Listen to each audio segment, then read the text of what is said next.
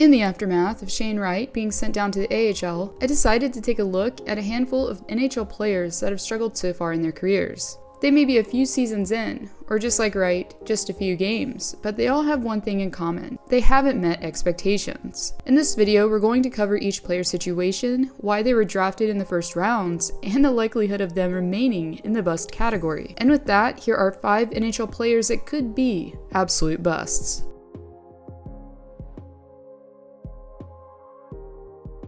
Looking back, it's not a huge surprise that Rossi was able to climb as high as he did in the draft rankings over 2 years ago. After recording an impressive 120 points in 56 games played with the Ottawa 67s, Rossi was expected to be selected within the top 10 during the entry draft of 2020. Some of the top attributes that set Rossi apart were his skating, playmaking, and shooting abilities. His quick wristers always seemed to have an excellent release that scouts adored, as he was able to notch 39 goals during his draft-eligible season before finishing as the OHL's top scorer of 2020. Therefore, when the Wild initially selected him 9th overall, the idea was that he would be able to remedy the team's weakness down the middle at center. After spending some time suiting up for Minnesota's AHL team last campaign, Rossi was expected to be taking the next step this season. Unfortunately though, things haven't went as smoothly as Rossi or team management would have hoped. Following 16 games played thus far on the season, Rossi was only able to muster up a single assist throughout.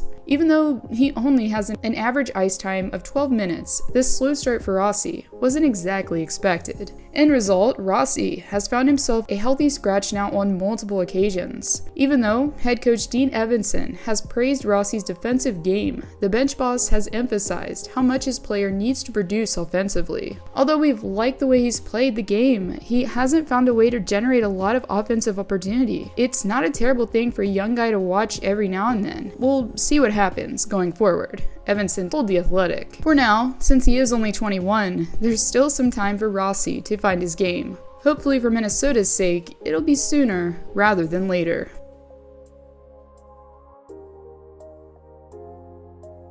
Drafted 2nd overall in 2020 behind Alexis Lafreniere, Quinton Byfield appeared to the LA Kings as almost a younger reincarnation of Captain Anze Kopitar. While playing for the OHL Sudbury Wolves, the forward at 6'4" demonstrated an insanely complete two-way game. As most of us know, to already be so mature physically at Byfield's age coming in helped set him apart similarly to Kaapo Kakko before him.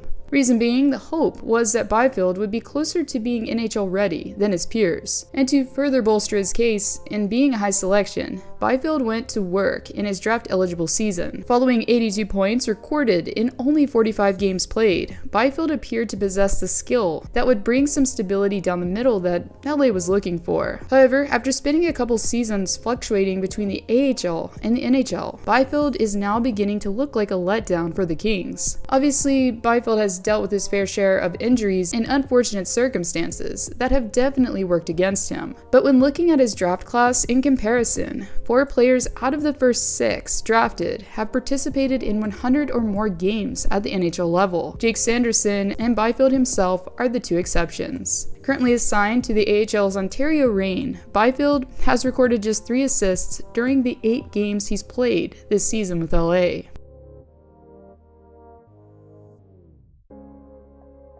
When Filip Zadina first appeared on the radar of many NHL scouts, it wasn't the first time the Halifax Mooseheads had produced such a highly regarded prospect. Nathan MacKinnon, Jonathan Drouin, and Nikolai Ehlers are just a few amongst the plethora of talent the club has produced. A gifted, agile skater, Zadina impressed spectators with his complete 200-foot game and quick shot release. Often compared to his fellow countryman David Pastrnak, Zadina tallied an impressive 44 goals in 57 games played for the Mooseheads. Therefore, after 82 total points on the season prior to draft day, Zadina placed 3rd in final rankings below Rasmus Dahlin and Andrei Svechnikov. However, once he was passed up on a few times, the Detroit Red Wings were thrilled at the time to select the forward 6th overall. Well, after making his NHL debut right away during the 2018-19 campaign, Zadina only made 9 appearances throughout. The majority of his time instead that season was spent playing for Detroit's AHL affiliate team. And really, this isn't that uncommon for prospects to do so. Even Trevor Zegras, for example, spent around half of his 2020-21 season playing for the San Diego Gulls, and he turned out just fine. However, once the trend continued into the following season is when the concern began to take hold that Zadina may just not be what the team expected.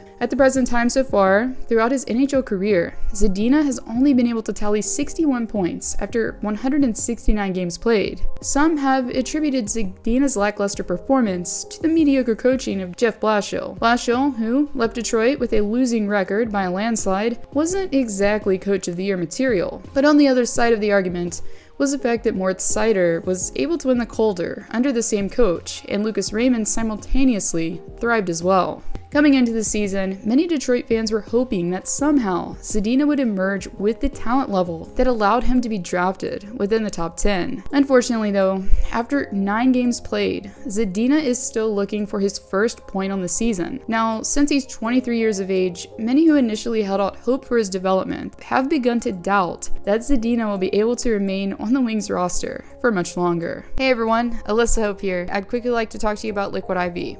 With the holidays fastly approaching, Liquid IV is offering a 25% off discount on their products until November 28th. They have products for sleep, energy, immune support, and obviously hydration. So if you're thinking about having a few drinks or planning to be on the go, check out their site and be sure to use my promo code AlyssaHope in all caps to receive the 25% off discount. Thanks for watching, and let's go Pens!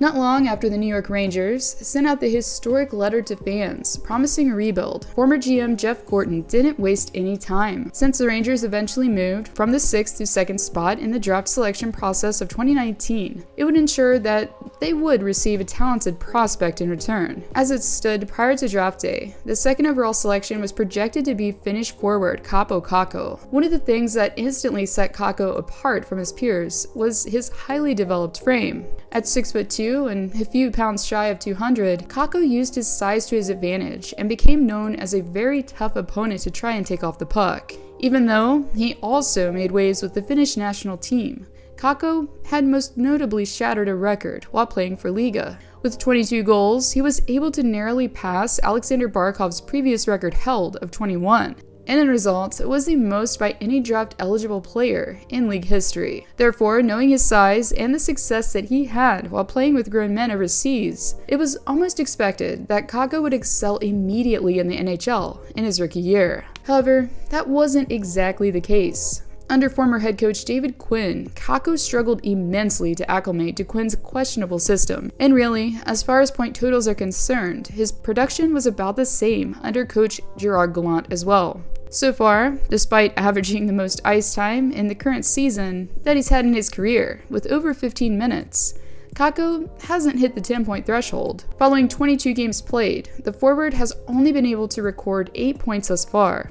At one point in time, Kakko was thought to have been more NHL ready than 2019's first pick, Jack Hughes. However, to give a little perspective, Hughes has averaged .70 points per game overall after 187 games played. Kakko, on the other hand, has managed to average only .37. Obviously, they're on different teams, playing different positions, and getting different minutes, but there's definitely a noticeable gap between them in points. Kakko, who has been playing on what's been called the kid line for the most part, is only 21 years old. Therefore, it's a little early just yet to call him a complete bust.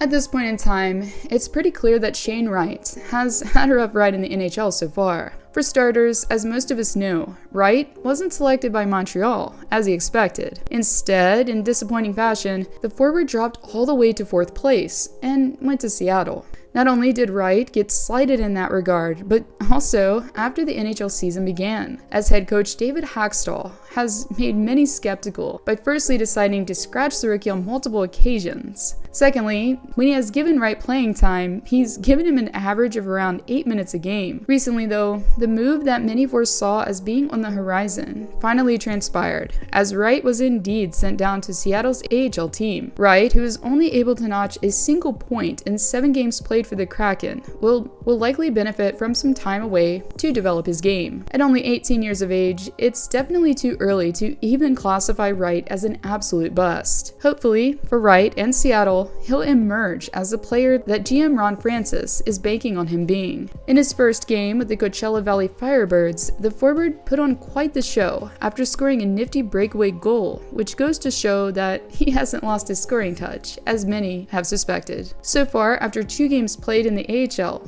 Wright has managed to net an impressive trio of goals.